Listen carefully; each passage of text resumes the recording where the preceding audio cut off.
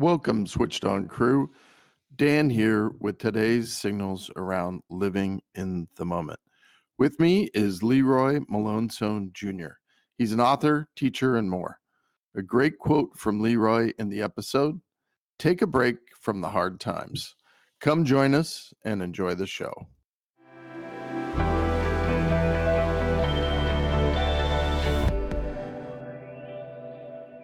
Hello, everybody. Today we have Leroy Malonson Jr. with us. He's an author of a self-help book called Timing of Life. It's about getting through the hard seasons in life and enjoying the good. Welcome, Leroy. I'm excited to have you on the show today. And can you give us a bit more info about your background beyond my intro? Hi, Dan. My name is Leroy Malonson Jr. A little bit about myself is I played football at Cal Poly SLO. Got my bachelor's there in sociology. Then I went to Capella University and got my MBA. And I said, why would I stop there? I wanted to keep going and pursuing more in my life and achieving my moments. So I'm currently getting my DBA right now. That's cool. I like the keep going and achieving my moments in life. That's a great way to think about it, is, pursuing it to achieve all those moments that are possible for you. That's really cool. Thank you. And Leroy and I have the Cal Poly Mustangs in both our backgrounds. So we have a bonding there of both going to the same alma mater. It's very cool. Go Stangs. Yeah, go Stangs. I miss it down there at San Luis. It's a beautiful place to be able to go to college. It's very beautiful. Yeah. Well, great, Leroy. So as we dive in today, maybe give us a little bit about what inspired you to write your book and what's the history and kind of the leading up to that. Well, what inspired me to write my book is helping others. I really want to help others. My passion and love for helping others is what motivates me to write this book, because I've been through tough moments in life. And if I would have had these tools, I would have seized more moments in my life. And so I took my hardships that I had to go through to learn and share with others so that they can take advantage and achieve their blessings and goals in their lives also. So they don't have to go through the hardship. They can skip that part and achieve what they want. Yeah. I know that the more we can help each other fast forward through some of those dead ends that we went down or some of those hard moments, the better. Yeah. It's I certainly look back on my life and wish that there would have been a lot more awareness on my own part to just have a bit more guidance and a bit more access to information. Yeah. As you look at the signals that came up in your life, you talked about in the pre-show about, significant transformation decisions in your life. You had a couple of them. And the way I look at it from my lens was there's signals coming in for all of us all the time. And sometimes we pay attention to them and they end up having pretty big impact. And a lot of times we just blow by a lot of the signals. But in that, it sounded like you listened to a couple signals that came up for you that had a pretty big impact. I'd love for you to share kind of what that was about. Well, one of the big impacts that I went through was realizing that football was coming to an end and stopping pursuing that because I had to let go of it. It was time to let go and move on to something new that I wasn't aware of. That's when I went and got my MBA. I wasn't aware of the fact that it was time to move on from football. And if I would have kept holding on to that, I would have never got my MBA. So I had to seize the moment and take advantage of that opportunity and realize what situation and timing I was in life in order to achieve that blessing that came to me. That's what I tend to realize more with these signals is I have to pay attention to what timing I'm in life, because my own self our own selfish desires can hold us back sometimes from achieving those blessings because we want something else. Yeah. We may say that I want this, but this door is open for you right here, and you're not taking it. And then we look back a year from now, we're like, I wish I would have took it. It was right there in my hands. Yeah. Yeah. That's what inspired me to share this timing of life. That's really neat. It's something I've realized as I've done more of the podcasting and talking to people. What's really come out for my own self, it comes out just now as you're talking, is I realized that I used like force a lot to just make things happen, even though they weren't supposed to be the thing I was gonna do. I had this mindset that, oh, I can just make that happen, versus if I would have been paying attention, as you said, to the kind of the season of life and to letting life come more to me, I would have had very different experiences than always trying to bulldoze things. Yeah. And that's been a really interesting revelation for me. And it sounds like you've gone through similar kind of awakening around that. Yeah. I'm sure letting go of the football dream is not an easy one. You made it to a high level, playing at a college level. So that's always a big transition. Yeah, it was definitely a big transition. Yeah. When you think of kind of this seasons of life, and, you know, in my notes about the harsh seasons of life and enjoying the good, what do you think are like the 3 or 4 most misunderstood things around, you know, the hard seasons of life and being able to enjoy the good? Well, one of the big miscommunications that we all miss is we tend to separate the hard times of life and the good times of life, when we should take moments out during the hard times to do something that we enjoy, do something that we love, so that we can get a break from these hard times. Because when you get consumed by the hard times, you become blinded to opportunities that's at your doorstep. That's one of the big things that I tend to realize that happened with me a lot, and others in the book that also talk about this, where I've used quotes from Steve Jobs and used quotes from Oprah Winfrey talking about seizing the timing that comes into your life. Yeah, I just wrote a note on a quote you just said right there, but, you know, take a break from the hard times. Yeah. And I that resonated a lot with me, because back to that kind of force equation, when I'm in that I'm gonna, you know, bulldoze this thing mode, I don't take a break. I just kind of like, you know, I'll just try to keep pushing, and that all of that wells up, and you don't end up really experiencing life at all, because you're just so headstrong about you're going to make this happen no matter what. So I like that quote of, you know, taking a break. Thanks. Thank you. Yeah. Are there other things from a misunderstood basis, do you think, around, you know, the hard seasons of life that?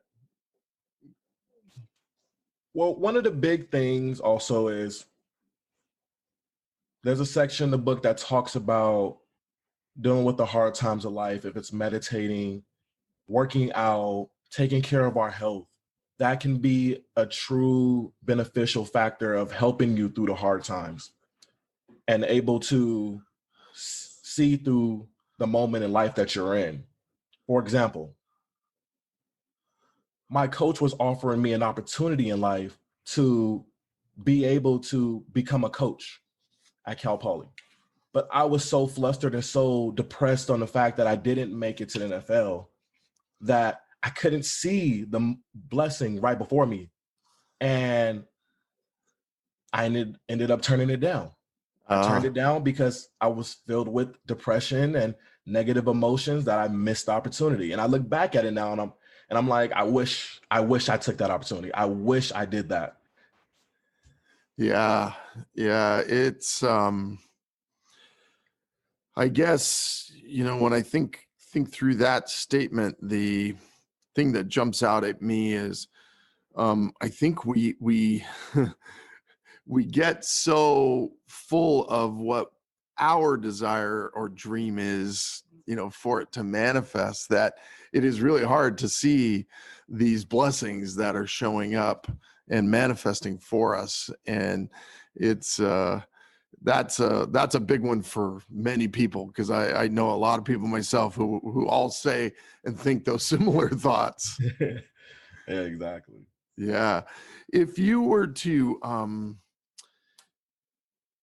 talking about enjoying the good in your statement, how would you say, like I heard you say, like take a break and do some exercising and that kind of thing, but what's been the one thing for you in enjoying the good that's had the most goodness back to you, that's really kind of fueled you and given you the energy? One of the things that fueled me is, for an example, I was really going through a lot and I was stressed. And I went with my friends to Malibu Beach for a beautiful hike in California. We went to the beach, saw the waterfall, amazing place. Once I did that, I was just so in the moment that I was having fun. Like all my worries left. I forgot all about the bad that was going on. Yeah. And after that, I came back to reality, coming back home, and realized that, why was I stressing out over those problems? Those problems don't even exist anymore. It once was a mountain, and now it's an anthill. Yeah. Wow. A key for me has always been getting near the ocean. I don't know exactly all the dynamics at play there. I mean, I understand the energy and I understand a lot of that, but man, every time at Cal Poly, I used to head to Morro Bay or down to Cayucos or down to Pismo Beach, always to the ocean.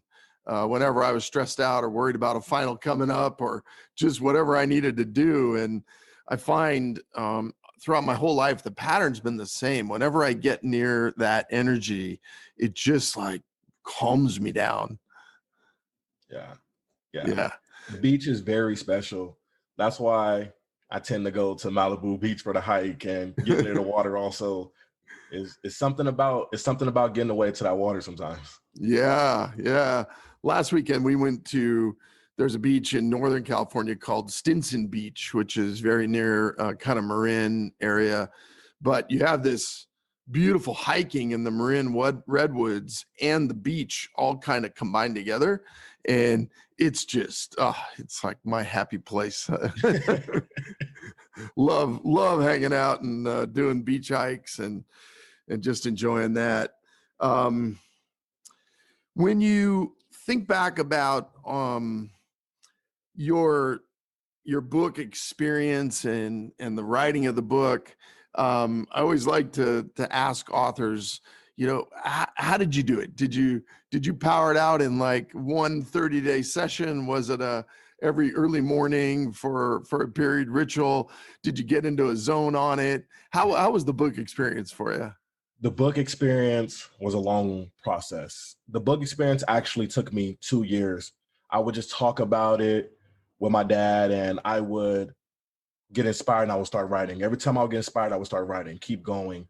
I wouldn't write when I wasn't inspired, because I wanted the book to be passionate about things that I went through so that I can help others.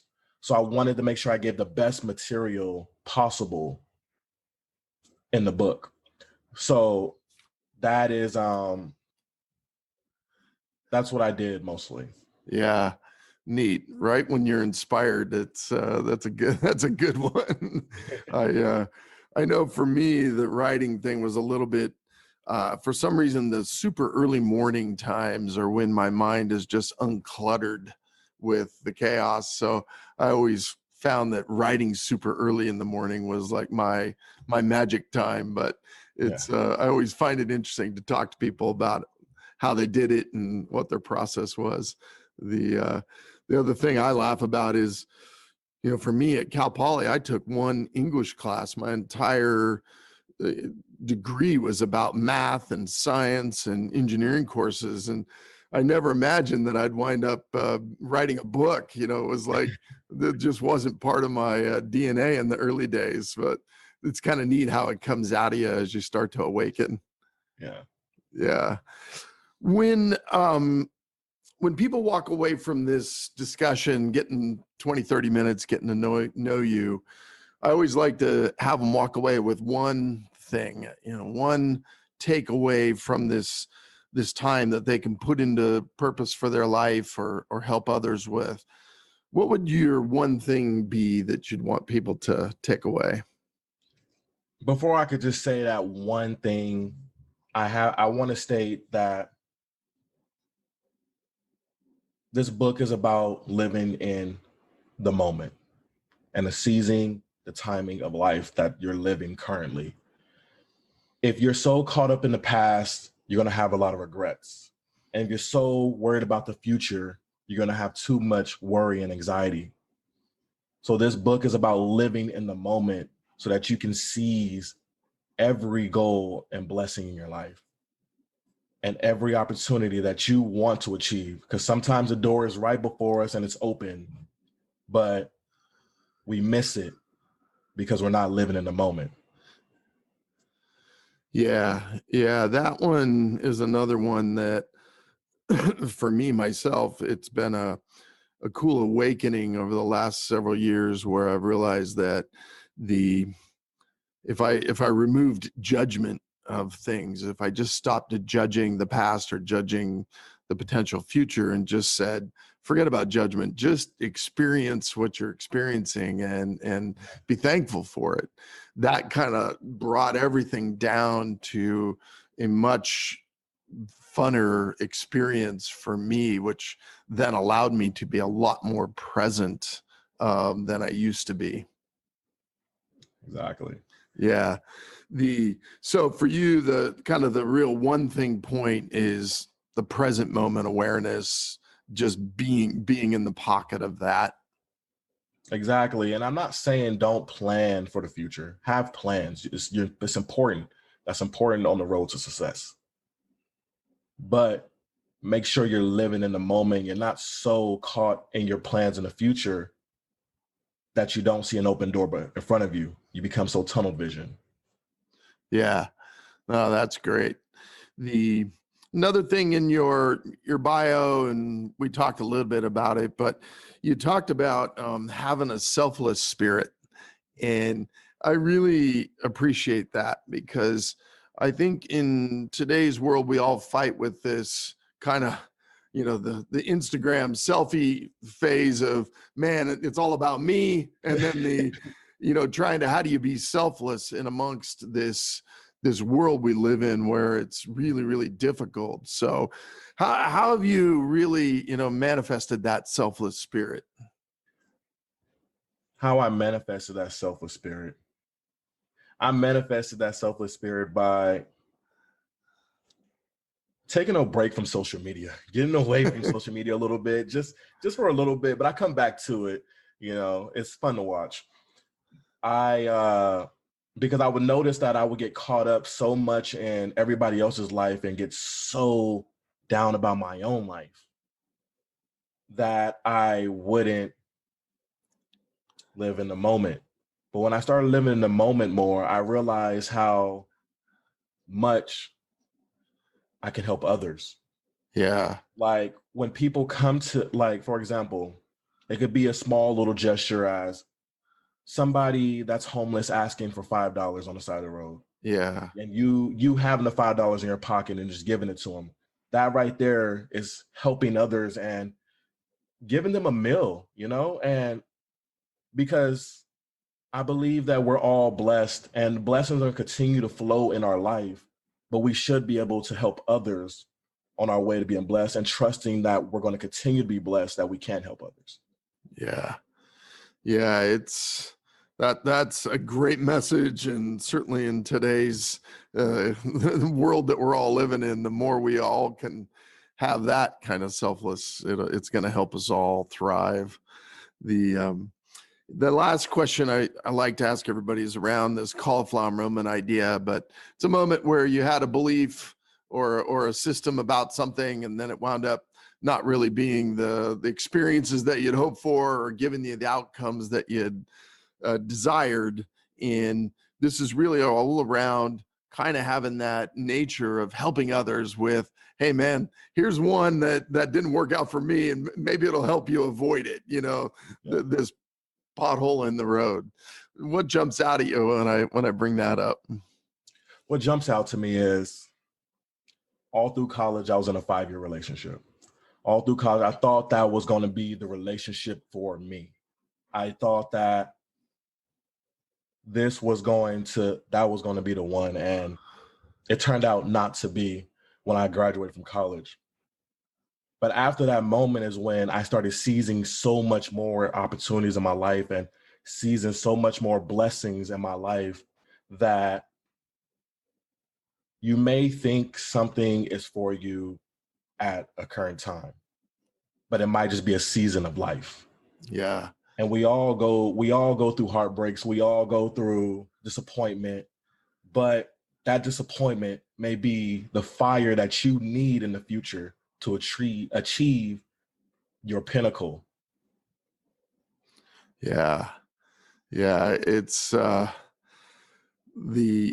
that fire and that ability to be in the present moment there again, it's that same moment of saying, man, if I can just not be all wound up about this and I can let the energy come to me, good things are coming, and then you can enjoy it. And it really helps you help others a lot more when you're in that lane. So that's cool. Thanks for sharing. There's so many we all have of these kind of things in our lives. And if we can each help each other with one thing, I think it can make a big impact. Well, really appreciate your being on the show today. How can people connect with you and get a copy of your book and kind of participate in what you're sharing? You can pre-order the book on Amazon Kindle. My website, you can contact me and subscribe to the email list, LeroyMalonsonJr.com, and follow me on Twitter at Junior Malonson. Okay, great. And we will put all those links in the show notes, and you guys can reach out and get to know more about Leroy and the information he's putting out there to help us all. Thanks, Leroy. And thank you, Dan.